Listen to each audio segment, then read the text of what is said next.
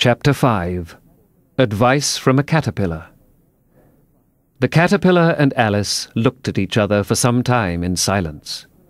At last, the caterpillar took the hookah out of its mouth and addressed her in a languid, sleepy voice. "Who are you?" said the caterpillar. This was not an encouraging opening for a conversation. Alice replied, rather shyly, I hardly know, sir, just at present. At least I know who I was when I got up this morning, but I think I must have been changed several times since then." "What do you mean by that?" said the caterpillar sternly. "Explain yourself." "I can't explain myself, I'm afraid, sir," said Alice, "because I'm not myself, you see." "I don't see," said the caterpillar. "I'm afraid I can't put it more clearly," Alice replied very politely, "for I can't understand it myself to begin with, and being so many different sizes in a day is very confusing." "It isn't," said the caterpillar. "Well, perhaps you haven't found it so yet," said Alice, "but when you have to turn into a chrysalis, you will some day, you know, and then after that into a butterfly, I should think you'll feel it a little queer, won't you?"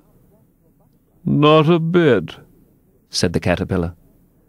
"Well, perhaps your feelings may be different," said Alice.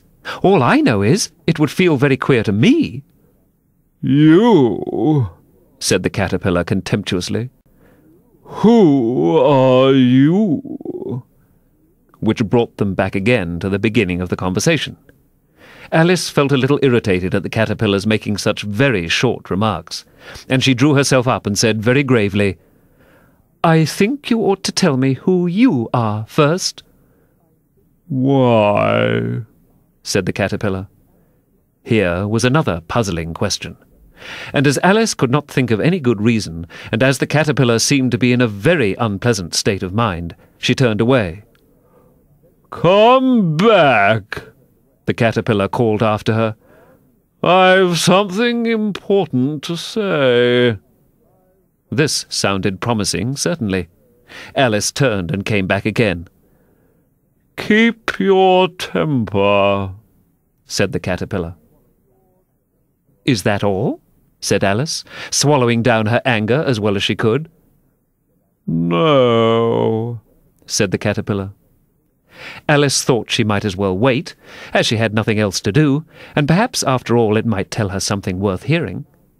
For some minutes it puffed away without speaking, but at last it unfolded its arms, took the hookah out of its mouth again, and said, "So, you think you're changed, do you?" "I'm afraid I am, sir," said Alice. "I can't remember things as I used, and I don't keep the same size for 10 minutes together." "Can't remember what things?" said the caterpillar. "Well, I've tried to say, 'How doth the little busy bee?' but it all came different."